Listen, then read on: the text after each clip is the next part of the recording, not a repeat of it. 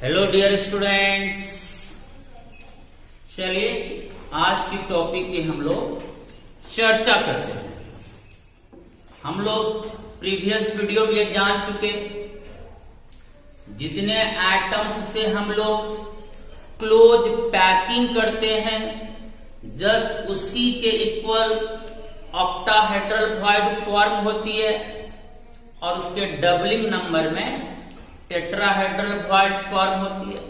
तो आज हम लोग एक काम करते हैं, अगर हम टेट्राहेड्रल वॉइड्स और ऑक्टाहेड्रल वॉइड्स को क्या करें बच्चों, ऐड कर दें, जोड़ दें, तो क्या होगा, तो टोटल नंबर ऑफ वॉइड्स का कैलकुलेशन हो जाएगा। टोटल वॉइड्स जब भी किसी न्यूमेरिकल्स में आए, calculate the total number of voids, तो हम लोग क्या करेंगे, tetrahedral void plus octahedral void को ऐड करके जो वैल्यू आएगा वही टोटल नंबर ऑफ वॉइड्स हो जाएगा।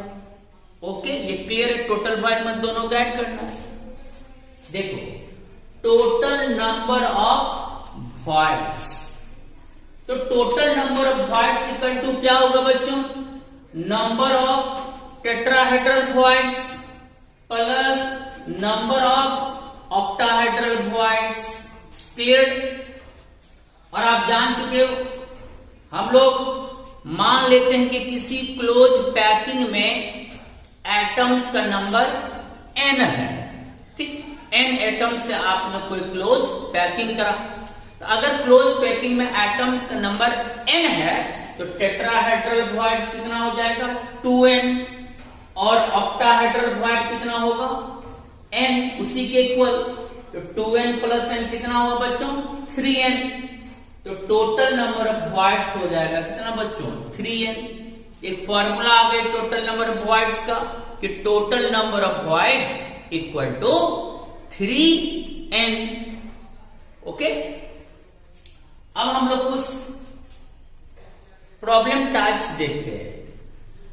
Number of tetrahedral and octahedral voids in simple cubic, body centered cubic, hexagonal close packing and FCC या CCP में नजर डालते हैं।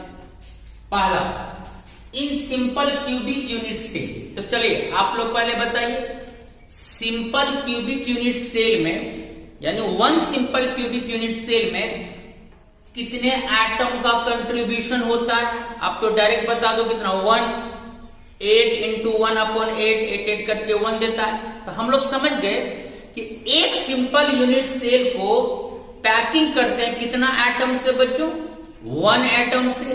तो नंबर ऑफ एटम कितना हुआ, 1। तो नंबर ऑफ एटम्स अर्थात n इक्वल टू 1।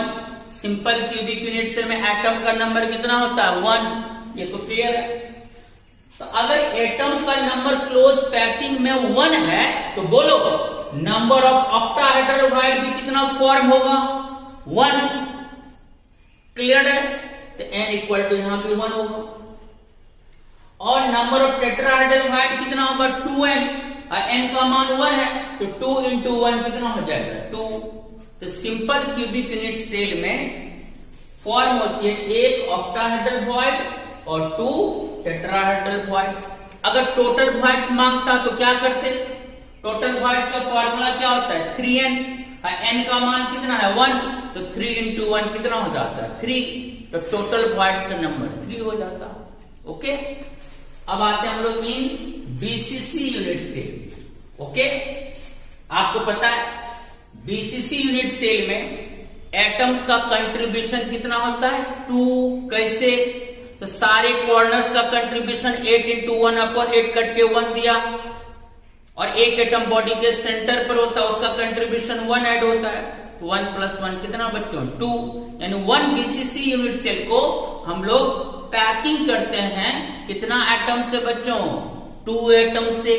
तो नंबर ऑफ पैकिंग एटम्स इसमें कितना होता है बच्चों, 2। तो अगर नंबर ऑफ पैकिंग एटम्स 2 है तो बोलो नंबर ऑफ ऑक्टाहेड्रल वॉइड कितना फॉर्म होगा, 2। जितना पैकिंग एटम्स उतना ही ऑक्टाहेड्रल वॉइड फॉर्म होती है, जनरेट होती है, तो 2 होगा। लेकिन नंबर ऑफ टेट्राहेड्रल बॉन्ड कितना हो जाएगा बच्चों? 4, क्योंकि इसका फॉर्मूला होता है 2n और n का मान कितना है? 2, तो 2 इंटू 2 इक्वल टू कितना हो गया? 4। आसान है। अगर टोटल वॉइड पूछा जाता तब क्या करते? 3n सूत्र लगाते। n का मान यानी नंबर ऑफ पैकिंग एटम्स कितना है? 2, तो 3 इंटू 2 कितना हो जाता है बच्चों? 6, तो टोटल वॉइड हो जाता है कितना? 6।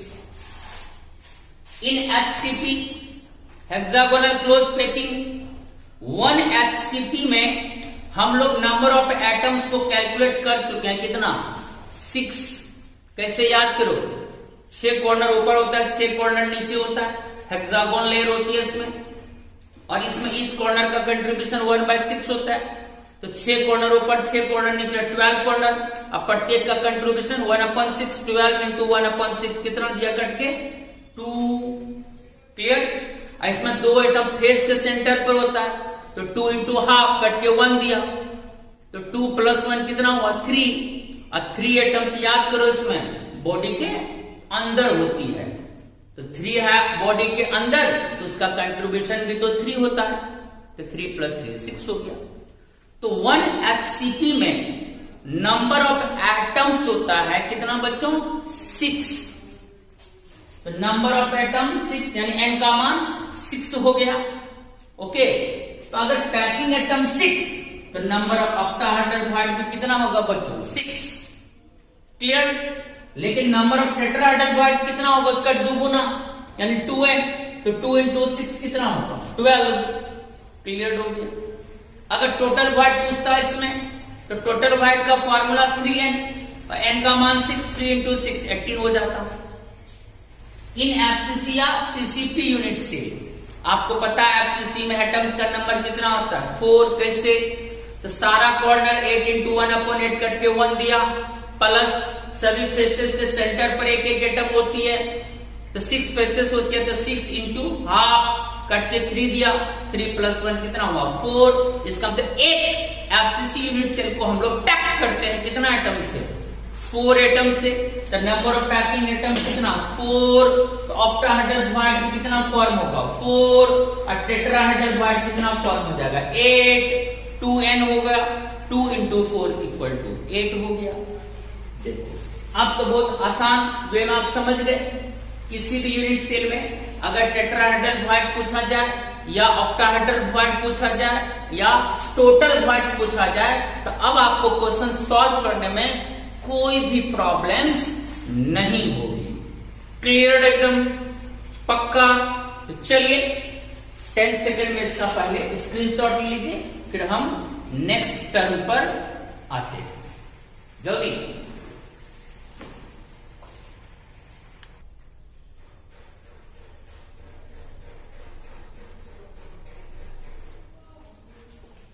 चलिए ले लिए स्क्रीनशॉट। अब हम लोग आते हैं नेक्स्ट टर्म्स पे।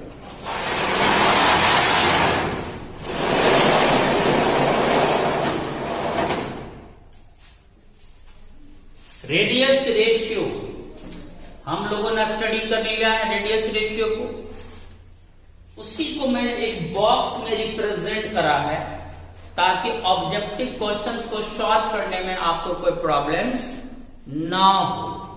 ओके बच्चों, चलिए जो प्रीवियस वीडियोस में हमने पढ़ाया उसी को मैंने यहां बॉक्स में रिप्रेजेंट करा है। देखो यहां मैंने क्या लिखा है? Radius ratio, types of void occupied, coordination, number, और यहां पर मैंने लिखा example of ionic compounds. Clear? अब देखो तुम ही बताओ, आपने लीनियर वॉइड्स पढ़ा था तो उसका रेडियस रेशियो 0.155 से क्या होता है बच्चों? कम। सपोज करो क्वेश्चन आ गया, कोई आयोनिक कंपाउंड्स आपको दे दिया, उसमें उसका कैटायन का रेडियस दे दिया, एनायन का रेडियस दे दिया, वॉइड्स का नेचर पूछ रहा आपसे, तुरंत क्या करोगे? कैटायन का रेडियस डिवाइड एनायन का रेडियस, डिवाइड करने पर जो वैल्यू आया, अगर वो वैल्यू 0.155 से कम आया तो समझ जाइएगा वो क्या होगा बच्चों, लीनियर वॉइड आंसर हो जाएगा।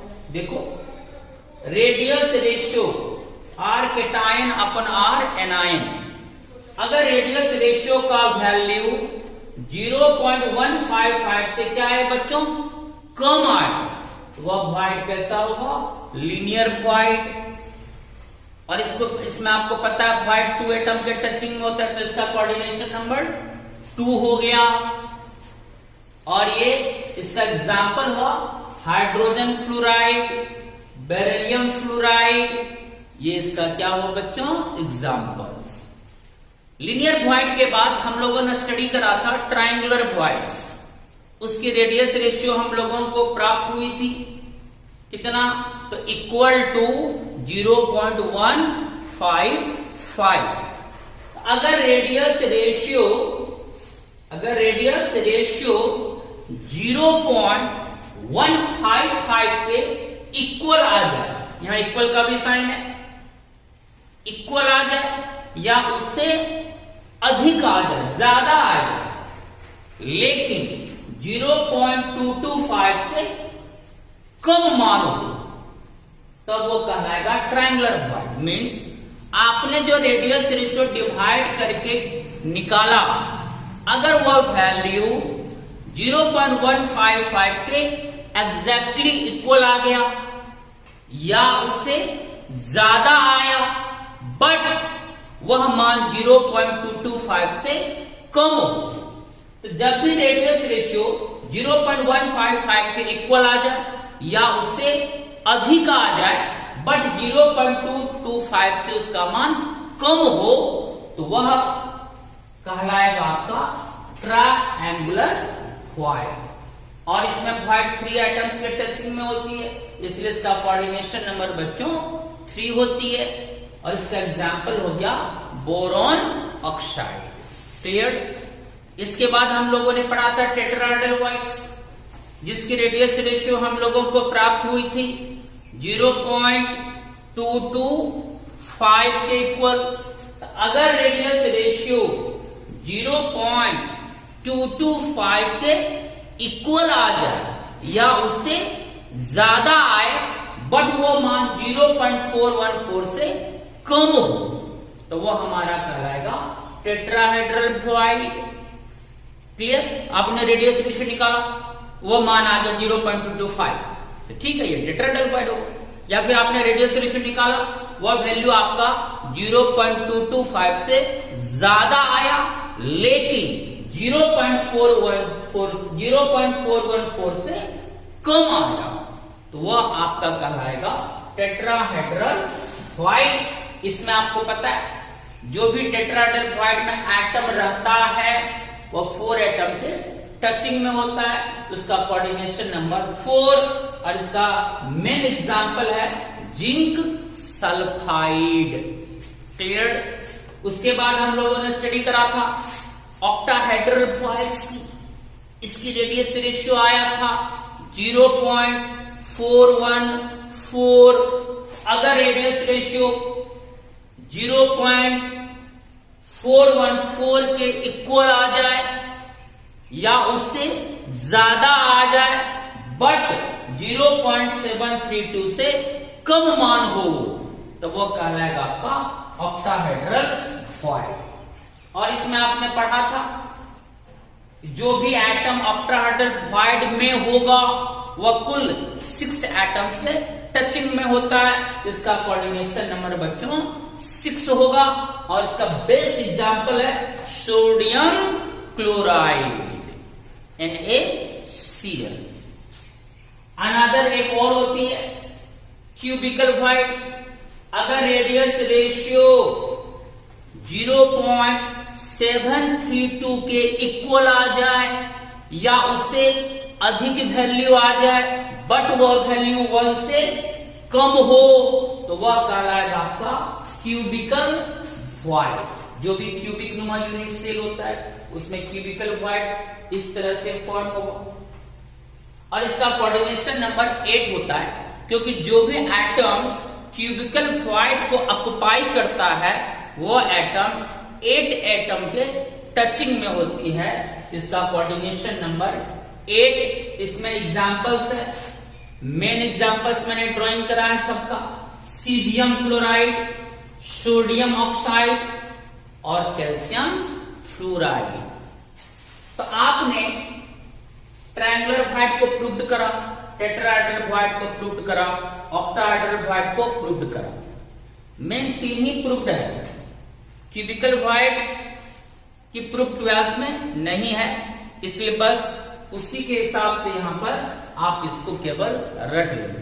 क्वेश्चंस बनाने से मतलब है कैसे आया, तो आपने तो 2-4 एग्जांपल तो ऑलरेडी बोर्ड पर पूरी तरह से अच्छी तरह से हम लोगों ने प्रूव करके सीखा, उसी वे में ये आया। अब क्वेश्चन सॉल्व करना है, हमें कंपटीशन को पास करना है। उसके लिए क्या करना होगा, इस बॉक्स को आराम से रटना होगा। इसमें मैंने यहां देखो क्या लिखा, MTR मारो टोटल रट्टा प्रूव्ड देख लिया। अब उसको रटना होगा, तभी हम क्विक ऑब्जेक्टिव को सॉल्व कर सकते हैं।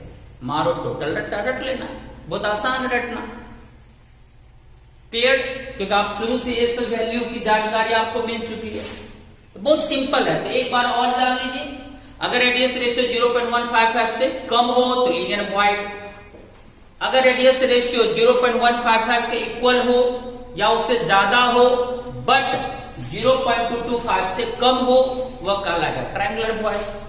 अगर रेडियस रेशियो 0.225 के इक्वल हो या उससे ज्यादा हो बट 0.414 से कम हो, वह कहलाएगा टेट्राहेड्रल वॉइड।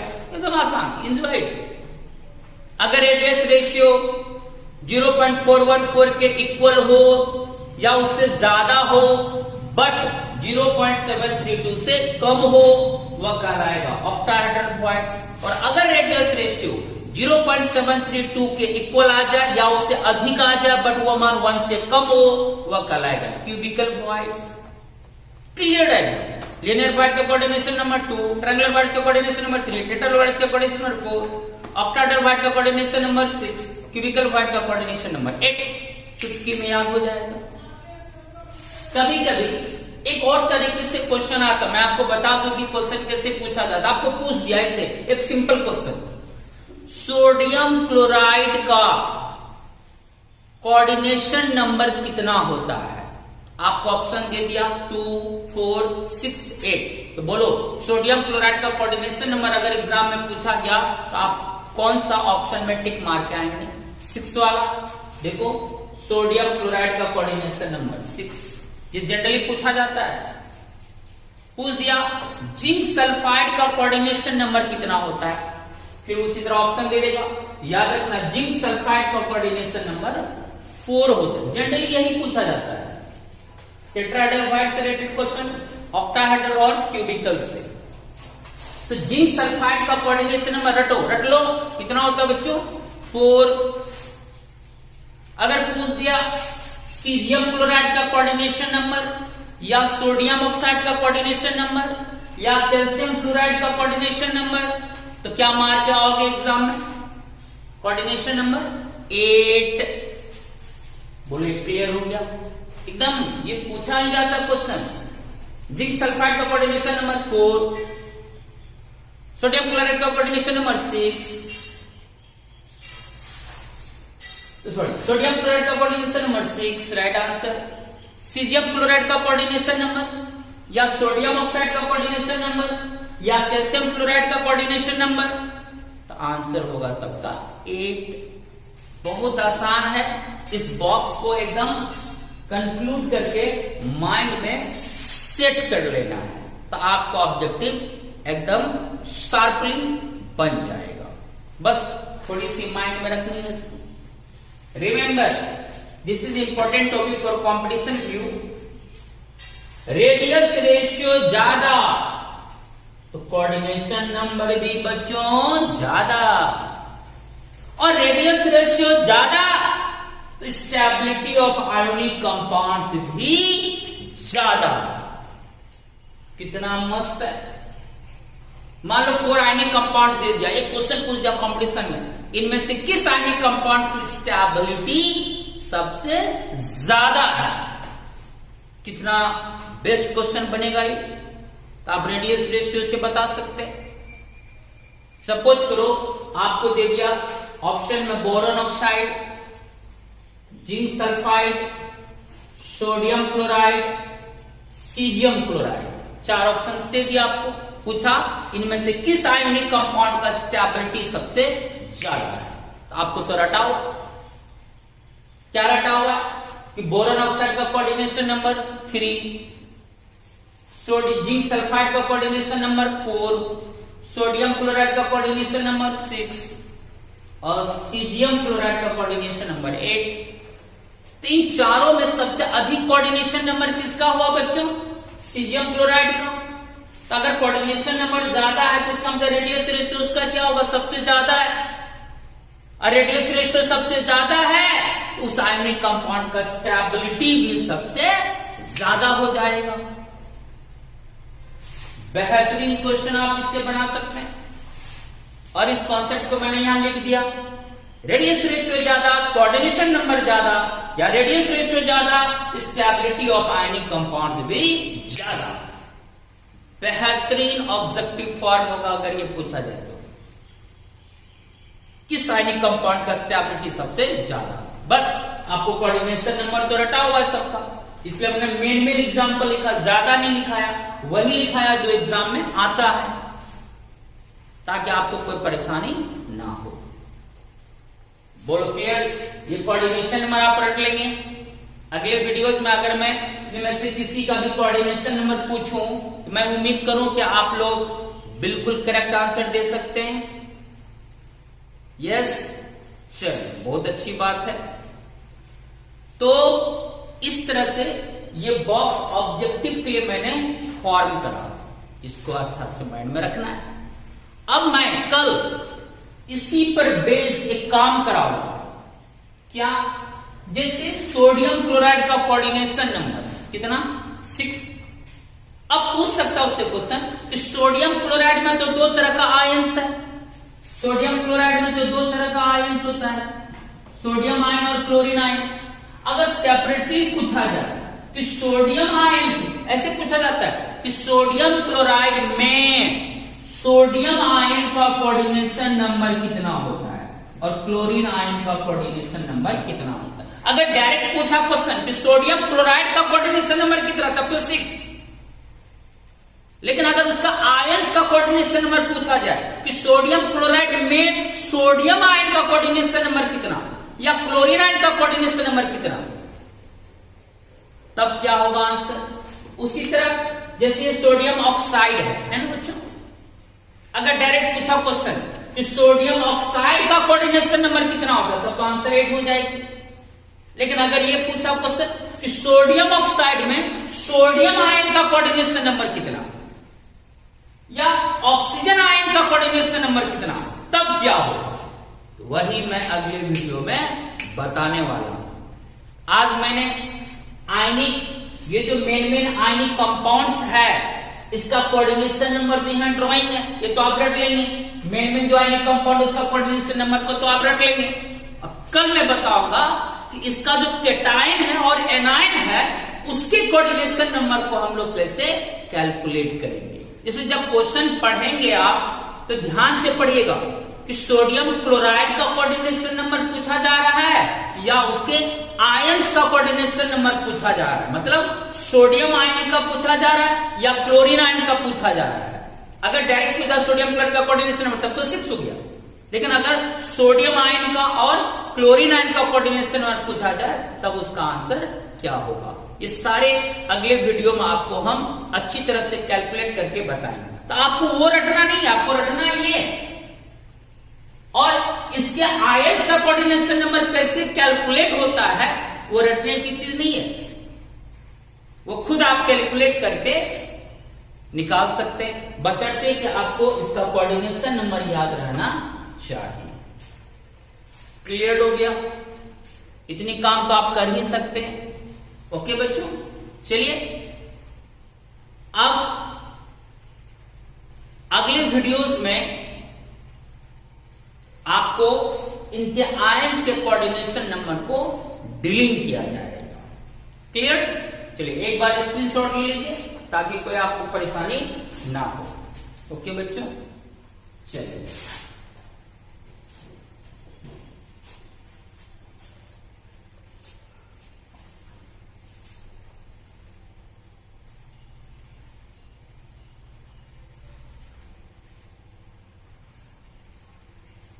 चलिए ले लिए। चलिए आई होप कि आपको अब ऑब्जेक्टिव क्वेश्चन बनाने में इससे रिलेटेड सवाल कोई प्रॉब्लम्स नहीं होगी। Okay, take care and bye.